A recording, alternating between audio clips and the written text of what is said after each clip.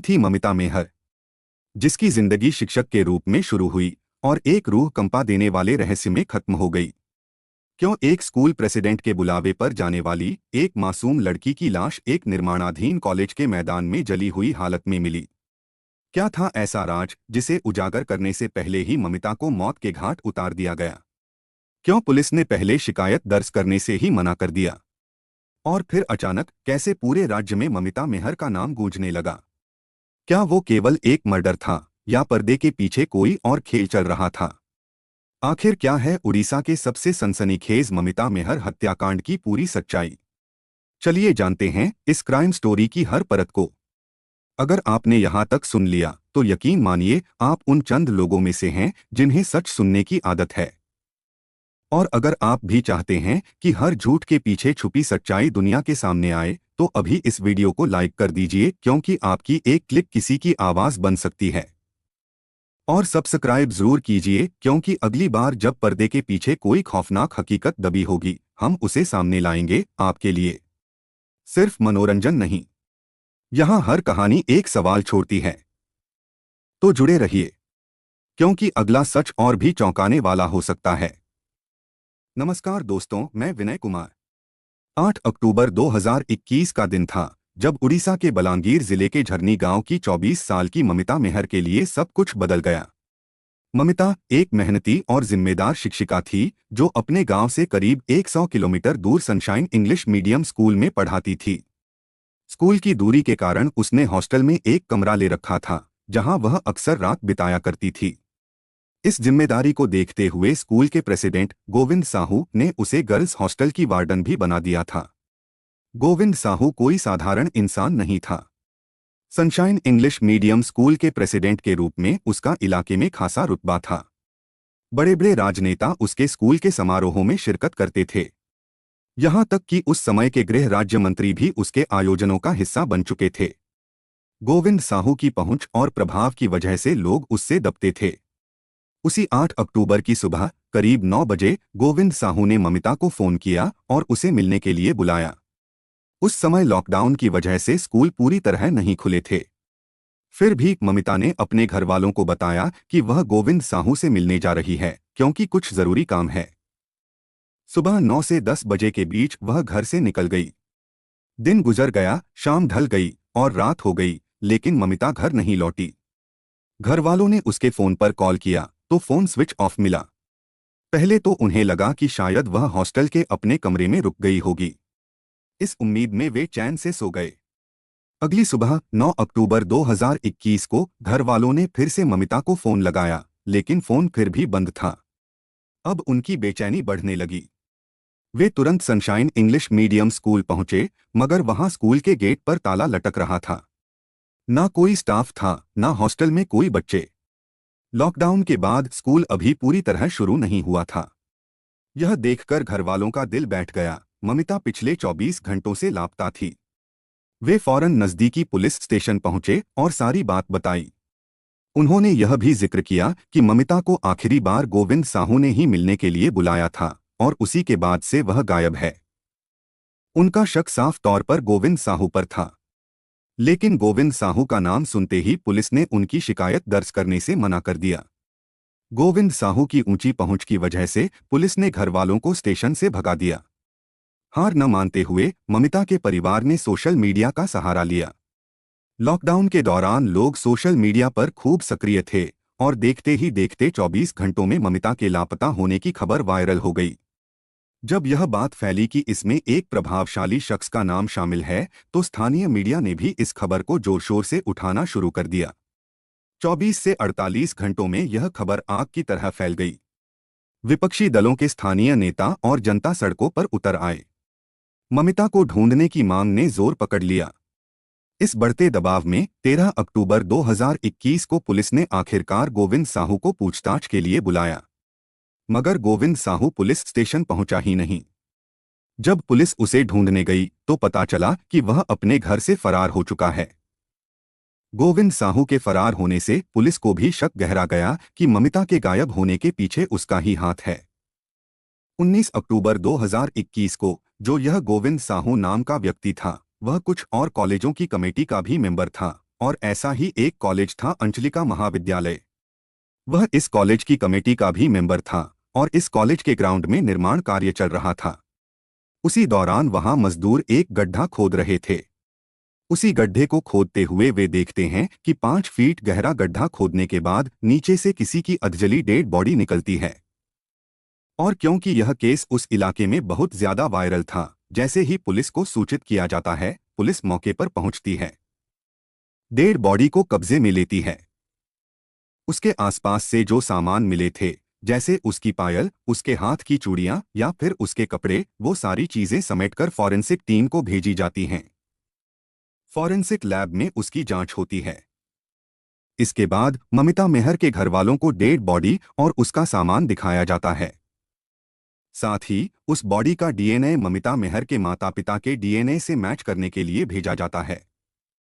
यहां से यह पुष्टि हो जाती है कि यह डेड बॉडी किसी और की नहीं, बल्कि उसी 24 साल की स्कूल टीचर ममिता मेहर की है। अब क्योंकि जहां से यह डेड बॉडी मिली थी, उस अंचलिका महाविद्यालय की कमेटी का मेंबर भी गोविंद साहू था, तो गोविंद साहू पर शक और गहरा जाता है। साथ में स्थानीय मीडिया, न्यूज और प्रिंट मीडिया का दबाव भी पुलिस पर था। विपक्षी पार्टियों का दबाव भी पुलिस पर बढ़ रहा था। अब पुलिस अपनी पूरी ताकत के साथ गोविंद साहू को ढूंढना शुरू करती है और 5-6 दिनों की मशक्कत के बाद, यानी कि 26 अक्टूबर 2021 को पुलिस गोविंद साहू को गिरफ्तार कर लेती है। उसे पुलिस स्टेशन लाया जाता है। सख्त पूछताछ में वह कबूल करता है कि ममिता मेहर नाम की उस स्कूल टीचर की हत्या किसी और ने नहीं, बल्कि उसने ही की है। वह पुलिस को बताता है कि 8 अक्टूबर 2021 की सुबह 9 बजे उसने ही ममिता मेहर को फोन करके मिलने के लिए बुलाया था। वह अपने ड्राइवर के साथ ममिता मेहर से मिलने गया था। गाड़ी की पिछली सीट पर गोविंद साहू बैठा हुआ था। बराबर में ममिता मेहर आकर बैठ जाती है। इन दोनों में कुछ बात होती है और बातों बातों में इन दोनों में झगड़ा हो जाता है। इस दौरान गोविंद साहू उसका गला दबाकर ममिता मेहर की हत्या कर देता है। इसके बाद वह उसकी डेड बॉडी को गाड़ी में ही रख देता है। अपने ड्राइवर के साथ अपने घर जाता है। ड्राइवर को घर भेज देता है। पूरी रात अपने घर पर आराम से सोता है। अगले दिन सुबह फिर से अपने ड्राइवर को बुलाता है। ड्राइवर के साथ अंचलिका महाविद्यालय के निर्माणाधीन ग्राउंड में जाता है। वहां पर एक 5 से 6 फीट का गड्ढा था। वह उसमें ममिता मेहर की डेड बॉडी डाल देता है। ऊपर से कुछ टायर और प्लास्टिक डालकर उसमें आग लगा देता है। हालांकि ममिता मेहर की डेड बॉडी पूरी तरह से जली नहीं थी, लेकिन इसके बाद गोविंद साहू अपने ड्राइवर की मदद से उस गड्ढे को मिट्टी से ढकवा देता है। पुलिस को यह तो पता चल गया था कि ममिता मेहर की हत्या हो चुकी है और हत्या करने वाले गोविंद साहू और उसका ड्राइवर राधेश्याम ही हैं। पुलिस इन दोनों को गिरफ्तार कर लेती है। लेकिन पुलिस को अभी भी यह जानना था कि आखिर गोविंद साहू ने 24 साल की ममिता मेहर की हत्या क्यों की। पुलिस अपनी जांच शुरू करती है। सनशाइन स्कूल में जाकर भी छानबीन की जाती है। सारे सबूत इकट्ठा किए जाते हैं और यहां से जो कहानी सामने आती है वो आपको भी चौंका देगी। दरअसल ममिता मेहर अपने गांव से तकरीबन 100 किलोमीटर दूर सनशाइन इंग्लिश मीडियम स्कूल में पढ़ाई करती थी। वहां से अपनी पढ़ाई पूरी करने के बाद वह उसी स्कूल में नौकरी करने लगी थी। नौकरी करते करते उसकी गोविंद साहू के साथ दोस्ती गहरी हो गई थी। इसलिए गोविंद साहू ने उसे गर्ल्स हॉस्टल की वार्डन भी नियुक्त कर दिया था और वहीं पर उसे एक कमरा भी दे दिया था, क्योंकि उसका घर बहुत दूर था। इसलिए वह अक्सर उसी हॉस्टल के कमरे में रुक जाया करती थी। लेकिन समय के साथ ममिता को पता चलता है कि गोविंद साहू का हॉस्टल में ही किसी लड़की के साथ प्रेम संबंध चल रहा है। इसके बारे में ममिता को पूरी जानकारी मिल जाती है। इसके अलावा ममिता को एक ऐसी बात पता चलती है जो उसकी मौत का कारण बनती है। दरअसल वह देखती है कि जब भी स्कूल में कोई समारोह होता है तो बड़े बड़े नेता, बड़े बड़े मिनिस्टर स्कूल के समारोह में आते हैं और उसके बाद वे रात को स्कूल में ही रुक जाते हैं। कायदे से उन्हें नजदीक के किसी होटल में रुकना चाहिए या फिर समारोह के बाद वापस चले जाना चाहिए। बट कुछ राजनेता ऐसे थे जो स्कूल में ही रुका करते थे। जब ममिता मेहर इस मामले की गहराई से पड़ताल करती है तो उसे पता चलता है कि गोविंद साहू उन नेताओं के लिए हॉस्टल में लड़कियां लाया करता था, यानी कि वह अपने स्कूल के हॉस्टल में अनैतिक और गैरकानूनी गतिविधियां चला रहा था। ममिता मेहर को इस गंदे काम की पूरी जानकारी हो जाती है। वह गोविंद साहू से साफ साफ कहती है कि वह यह गलत काम बंद कर दे, नहीं तो वह पुलिस में इसकी शिकायत कर देगी। शुरू में गोविंद साहू उसे कुछ दिनों तक समझाने की कोशिश करता है, बात को टालता रहता है। फिर लॉकडाउन लग जाता है और गोविंद को लगता है कि शायद यह मामला ठंडा पड़ जाएगा। लेकिन 2021 में जब लॉकडाउन में कुछ ढील मिलती है तो गोविंद साहू को डर सताने लगता है कि ममिता कहीं उसकी पोल न खोल दे। इसलिए वह दो योजनाएं बनाता है।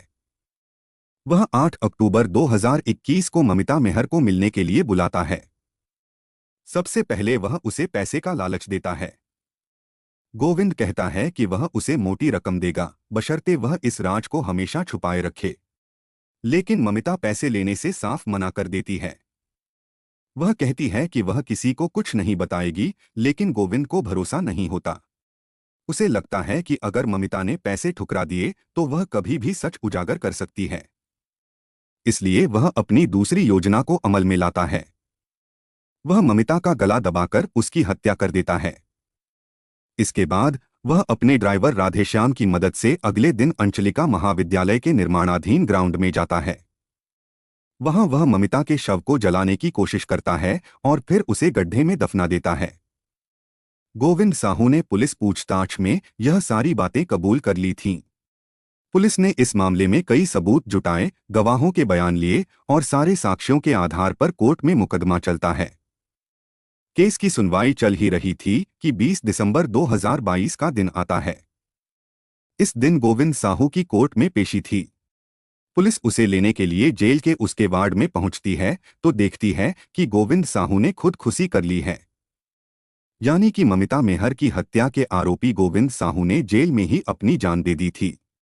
उसका ड्राइवर राधेश्याम अभी भी पुलिस हिरासत में था। गोविंद की मरने के बाद यह केस कुछ कमजोर पड़ जाता है। गोविंद साहू के परिवार वालों का दावा था कि इस मामले में बड़े बड़े नेताओं के नाम उजागर हो सकते थे और इसलिए गोविंद को मरवाया गया। लेकिन इस दावे का कोई ठोस सबूत नहीं मिला। इस वजह से केस यहीं पर बंद हो जाता है। हालांकि गोविंद साहू के ड्राइवर राधेश्याम को सजा मिलती है और वह अभी भी जेल में है। इस तरह ममिता मेहर के हत्याकांड का पूरा सच सामने आता है।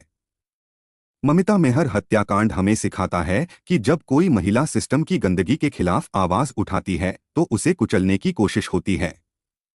ये केस बताता है कि सच बोलने वालों को सुरक्षा मिलनी चाहिए, शिक्षा संस्थानों को राजनीति और अपराध से मुक्त रखना चाहिए और समाज को महिलाओं की आवाज दबाने की बजाय उसका साथ देना चाहिए। अगर हम चुप रहे तो अगली ममिता कहीं और मारी जाएगी और हम फिर से अफसोस करेंगे।